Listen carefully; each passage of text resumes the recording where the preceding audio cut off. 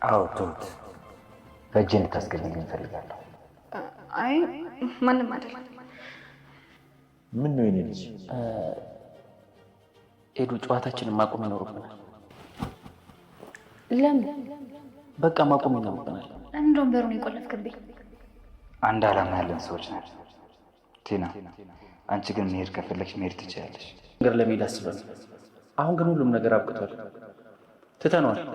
ይህን ነገር እኮ ለእኔ መናገር ግዴታ የለብንም። አላምንሽም። የምርሽ ነው እንዴ? ምን አሳሽ? ከልቤ ነው። ምን አይነት ነገር እንደነገርሽኝ አንቺ። ትሁቴ ያላሰበችው አደጋ ደረሰባት። ጌች ከገጠር መጥቶ አገታት። በጣም ያሳዝናል። ቲና በሰጠችው ኢንፎርሜሽን ሁሉንም ነገር ነግራው ፎቶውን ይዞ ነበርና እሷ ሱቅ ተልካ በምትሄድ ጊዜ እጅ ከፈንጅ ይዞ አግቶ ወደ የሚፈልግበት ቦታ ይዟት ሄዷል። ቲና ሰክራ እንደነበረ እሷንም ይዞ በአንድ ነበረ ይዟት የገባው። መጨረሻ ላይ ግን ከተነጋገሩ በኋላ ከሱ ጋራ ስራ እንደምሰራ አግኝታለይ። እኔ አንቺ ሰውና ከአንቺ ጎን የምቆም ነኝ በማለት ትሁቴ ግን ይሄንን ስታይ በጭንቀት ነበረ የወደቀችው። ይሄ የውሸት ፍቅር የምንጫወተውን ማቆም አለብን ሲላት ኤዱ ደግሞ በጣም ተደናገጠች። እንዴ ለምንድን ነው? ትንሽ የዳንኤል ጨንጓራ መቃጠል አለበት። ስለዚህ በዛውም ደግሞ ከተመቻቸን እኔ አንተ የኔ እንሆናለን ስትለው በፍጹም እኔማ የምሆነው ለትሁትና ለትሁቴ ብቻ ነው። ስለዚህ እዚህ ጋር የህፃን ልጅ ጨዋታ የምንጫወተውን ማቆም አለብን ሲላት፣ እሷ ግን ኤደን ወደ ፍቅር ለመውሰድ እየሳበችው ስለሆነ በፍጹም ይሄማ ጨዋታችን መቀጠል ነው እንጂ ያለበት እዚህ ላይ አቁሜ አትበለኝ አለችው። እኔ እኮ የምትወደኝ ፍቅረኛ አለችኝ በማለት ኤዱም ልታኮርፍና ልታዝንበት እየሞከረች ነው ያለችው። መጥቶ ግን ይሄንን ትሁቴ ሲነግራት ካሌብ ትሁቴ ግን ውስጧን ደስ እያላት በፊት ጨጓራዋ ሲላጥ የነበረው ትሁት አሁን ላይ የውሸት ነው እንደዚህ የምናደርገው ቢላትም የድንጋጤዋን ጋሼ ለእኔ እኮ መናገር ተገቢ አይደለም እያለች ነበር ስትለው የነበረችው። እሱም እንዴ ዛሬ ደግሞ ምን ጋሼ አልሺ በማለት ግራ ተጋባ። ሰላም ጤና ይስጥልን ውድና የተከበራቸው የቻናሌ ቤተሰቦች እንኳን ወደ ቻናል በሰላም መጣችሁ። ዛሬ እንግዲህ ትሁቴ ክፍል 49 ተለቀቀ። በጣም ይገርማል። እንግዲህ ወደ ክፍል 48 ስንመለስ ሰክራ ቲና ከመጠጥ ቤት እየወጣች ሳለ ወጋት ብለን ነበረ።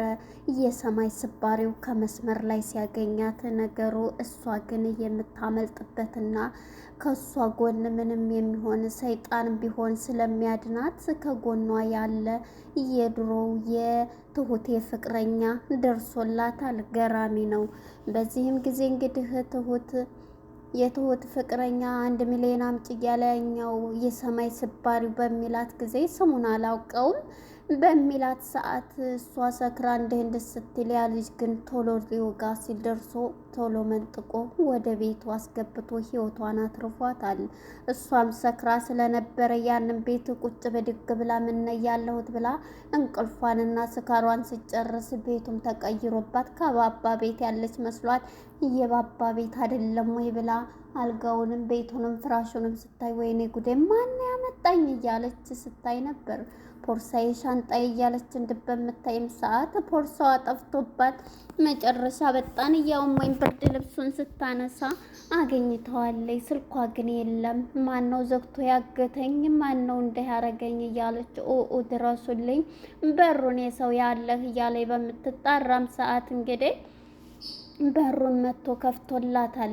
ጌች ስሙን እንኳን አላውቀውም፣ ያው ጌች ነው ብለን ነው እሷ የካሌብ አፍቃሪዋ ማለት ነው። የዚህም ጊዜ ትሁቴ እንግዲህ እሷም መታ ሁሉንም ነገር አሁን እኔ ነኝ ነፍስሽን ያዳንኩሽ፣ አሁን ግን መተኛ ትፈልጋለሁ እያላት ነበር እና መጀመሪያ ከዛ ከሰውዬ ከሰማይ ስባሪው ነው እኔ ህይወትሽን እያተረፍኩሽ፣ ስለዚህ ምንድን ፈልገሽ ነው እያላት ነበር። እሷ ግን እንዴት እንዲህ ያደርገኛል ብላ ሁሉንም እንትን ባላት ጊዜ ጠርሙስ ስታገኝ ጭንቅላቱን ብላ ልገላግለው ልትል እኔ ግን ህይወትሽን ከሚገልሽ ሰውዬ ነው መንጥቄሽ ያመጣሁት። ልቅስ በአንድ ነገር እንስማማ፣ የምትፈልጊም ከሆነ ሂጂ መሄድ ትችያለሽ እያላት ነበርና ስለ ደከመኝ ስራ ነው እየዋልኩት ብሎ ትቷት ይተኛል። ምንድን ነው በማለት ትደናገጣለች ቲና ሰይጣኗ።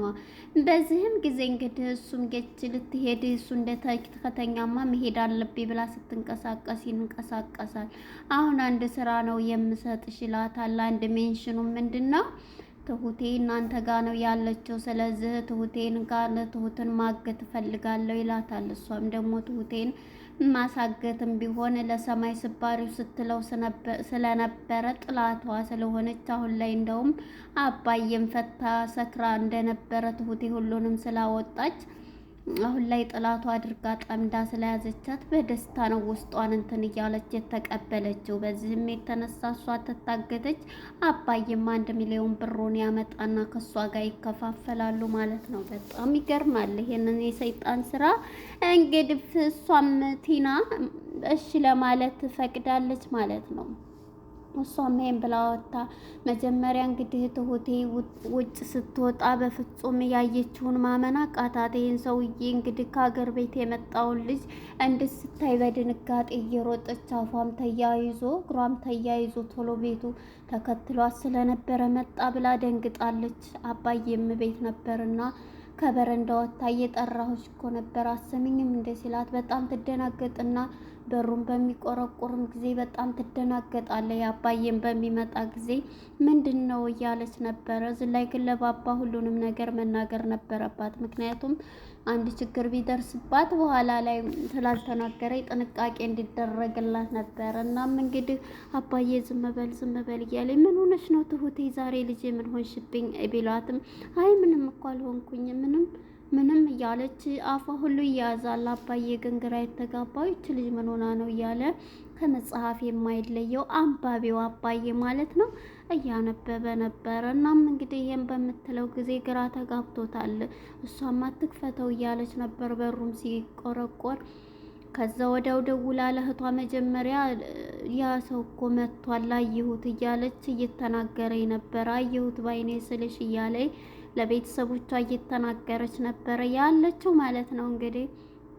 እንግዲህ ይመስለኛል ጌች ያለችው ያው ጌች ብላ በእርግጥ ካሌብን ነው መጀመሪያ እንትን ያለው። ግን ይሄ የማትወደው ፍቅረኛዋ እንግዲህ ከሀገር ቤት መጥቶ እሷን ሊጠልፋት ሲል እሷ ደግሞ ዝመት አባዬ ቤት በቃ ሰራተኛ ሆኜ እኖራለሁ እሱን አላገባም ብላ አሁን ደግሞ ከካሌብ ፍቅር የያዛት ትሁቴ ነች ማለት ነው። እንግዲህ እሱ ሊጠልፋትም ሊያግታትም ፈልጓል ማለት ነው። ከአንቺ ጋር አብረን እንስራ እያላት እየነበረው ማለት ነው።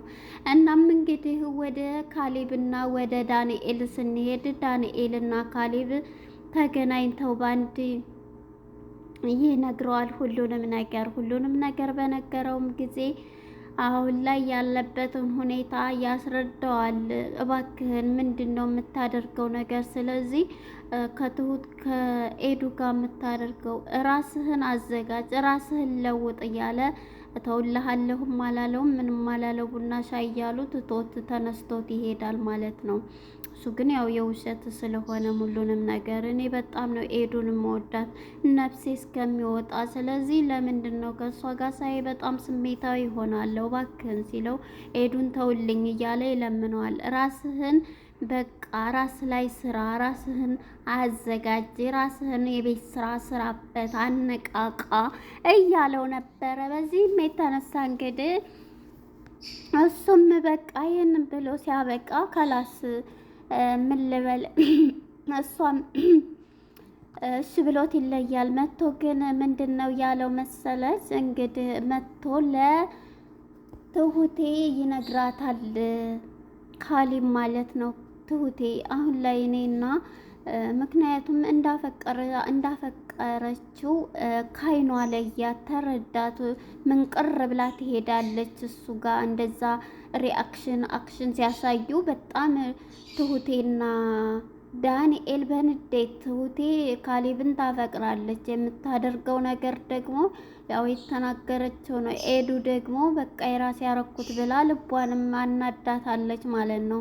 እናም እንግዲህ መጥቶ ትሁቴ ብሎ ምን ነው ስትለው ከእንትና ጋር የምናደርገው ለማናደድ ኤዱንና ማን ነው ቲናንና እንትናንና እናድ ብላ ነው እና ስለዚህ ለዛ ነው። ከዛም በኋላ እንትን ማለት አንችልም ስለዚህ እያለ ነበር። እንዴ ጋሼ እኔ ታዲያ ይሄን መናገር እኮ ለእኔ ተገቢ አይደለም እያለች ነው ውስጧን ደስ እያላት። ምክንያቱም በሱ ፍቅር የምትናደደው ትሁቴ ፍቅሯን ያልገለጸችው ምክንያቱም ፍቅሩን ስላልተቀበላት ሳትናገር ስለቀረይ ውስጧ ግን ደስ እያላት። ታዲያ እኔ ጋሼ ይሄንን እኮ መናገር ለእኔ ተገቢ አይደለም ስትለው እንዴ ትሁቴ እስከ ዛሬ ጋሼ ብለሽ የማታውቂው ምን አይነት ጸባይ ነው እንደዚህ የምትይኝ ይላታል። እንዴ ጋሼ ታዲያ ብለህ አሰሪ አይደለ እንዴ እያለችው ነበር። ይሄንን ባለችውም ጊዜ ታዲያ በቃ ምንም ነገር እንትን አላለችም ማለት ነው። ይሄንን ብላ ውስጧን ደስ እያላት ነበረ። መጨረሻ ላይ እንግዲህ ዳንኤል ከትሁቴ ጋር ተነስቶ ይመጣል። ዳኒ አቤት፣ አሁን ላይ መንከባከብ አለብህ፣ ምክንያቱም እኔም ስለማፈቅረው ካሌብን ቶሎ መንጥቀህ ተንከባክበህ ለሷ ላይ የቤት ስራህን ስራ፣ እኔም ካሌብ ከኔ ጋር አይኑን ይጥላል የኔ ፍቅር እያለች እያሰበች ነው በልቧ። ዳኒም መታ ስትነግረው ውሸታችንን ነው ለማስመሰል ነው ብለዋል፣ ስለዚህ እያስመሰሉ ነው ስትለው ዳኒ ሙሉ ሰውነቱ በሳቅ ደስ እያለው እኔ ውሸት ስለሆነ ይሄን ስለነገርሽኝ አመሰግናለሁኝ ትሁትዬ የኔ ምርጥ እህት ብለው ተቃቅፈው በደስታ ሁለቱም እየተናደዱት በደስታ እየተሳሳቁ ተለያዩ። ትሁቴና ዳንኤል ማለት ነው። ዳኒ ሰባተኛ ሰማይም ቢሆን እሄዳታለሁኝ እንጂ ትሁቴ አይኔ እያለ የማንም መሆን አልትችልም። በእርግጥ አጥፍቻለሁኝ፣ ነገር ግን ደግሞ ተጸጽቻለሁ። ያደረኩት ነገር ግን በኤዱ የሚመጣብኝ ሰባተኛው ሰማይ እሄዳለሁኝ እንጂ በፍጹም ከሷ እንትን የሚልብኝን ሰው አልወድም እያለ አንተም ትሆን አሁን ራስ እንደ ንጹህ አጥፍቻለሁ፣ ነገር ግን አሁን ላይ ያ ሁሉ ተጸጽቻለሁ እያለ ባክን እያለው ነበርና እሱም አሁን ይህን ስትለው በቃ ደስ አለው። ካሁን በኋላ እሷን እግሯንም ቢሆን እያጠብኩኝ ኤዱዬን አዝያትም የትም ብያት ነው የሚሄደው። ስለዚህ ከሷ ጎን ሁኜ ሁሉንም ነገር ለማስተካከል የተበላሹትን የትናንትናዎችን ሰርጄ የዛሬ አዲስ ህይወቴን እጀምራለሁ በማለት አዲስ ሰው ሆኖ ዳንኤልም ጀምሯል ማለት ነው። በዚህም የተነሳ እንግዲህ ዳንኤል ይሄንን ተቀብለው ማለት ነው በደስታ ትሁቴም ውስጧ ደስ እያላት እውነት ከሆነ ብላ በደስታ ያወረቀች ነው። ከዚህም እንግዲህ አንድ ግን ይሄ የሚከታተላትን ሰውዬ ጥያቄ ገብቶባታል። በዚህም ጊዜ እንግዲህ እሷና ቲናና ይሄ ያገታት ሰውዬ የገላገላት ነፍሷን እንትን ያለላት ሰውዬ ማለት ነው። ስለዚህ በዚህ እንትን ባለችው ጊዜ አሁን ላይ እሺ ብለዋለች። ትሁቴም እንግዲህ በጨለማ ወደ ውጭ ለመውጣት እያሰበች ሱቅ ልትላት ነበር። ያ ሰውዬ ደግሞ ፎቶዋን ይዟታል መጀመሪያና ያንን ፎቶ እንግዲህ ይዞ ሁሉንም ነገር ይዟልና ቶሎ ብሎ ውጭ ላይ ይወጣል። አንቺ ከኔ ጋር ከሆንሽ ሁሉንም ነገር እናስተካክለዋለን፣ ሁሌም ከጎንሽ እሆናለሁ፣ የሰማይ ስባሪውንም ከህይወትሽ መንጥቄ ነው ያስወጣሁሽ፣ አሁንም ከአንቺ ጋር ፒሱነን እንሰራለን እያላት ነበረ። ግን እኮ የጠርሙስ ስባሪውን ስታነሳ የምርስ መታችሁ ብዬ ማለት ነው። እሱ ግን እያያት ነው፣ ስልክም እያየ ቢሆን በስተኋላው እንዳለች አይቷታል ማለት ነው። እናም እንግዲህ አሁን ላይ እንግዲህ የዳንኤልም ትሁቴንም እንግዲህ ካሌብ ፍቅሯን ሊቀበላት ሽር ጉድ እያለ ነው። ነገራት ሁሉንም ነገር። ካሁን በኋላ ይሄ ቃቃ ጨዋታችን መቆም አለበት ስትለው ግን ኤዱ ሳትወደው አቀርም ልቧ እንግዲህ ዳኒ ምንም ማድረግ አይቻልም ይቅርታ ቢላት አንድ እድል ስጪ ላስተካክል ቢላትም እምቢ ብለዋለች። ካሁን በኋላ ወደኋላ አልራመድም፣ ይሄንን ካሌብን ሳላፈቅረው አልቀረሁም፣ ልቤ እየመታ ነው እያለኝ ነበር። ነገር ግን ካሌብ ጠንቆቅ ነውና ፊቱንም ደስ ያላለው አይ ካሁን በኋላ እዚህ ጋር ማቆም አለብን፣ ጥሩ አይደለም ይሄ የምንሰራው ስራ ሲላት በጣም ተቀየረች፣ ተናደደች። እንዴ ቃቃ የውሻሽት እኮ ነው አላት።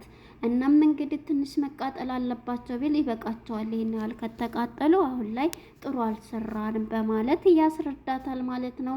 እናም እንግዲህ ይህን ተባብለው ትሁቴ ሱቅ ለመሄድ እንግዲህ በጨለማ ስትወጣ ያ ሰውየው ተከትሏት ነበር። እሷም እየሮጠች ስታየው ፎቶዋን ከፊት ለፊቷ እያቃጠለባት ነበርና እሷን ሲያያት እየሮጠች እሱም እያያት ነበረ ማለት ነው። ያው ቤቱን በእርግጥ አይቶታል።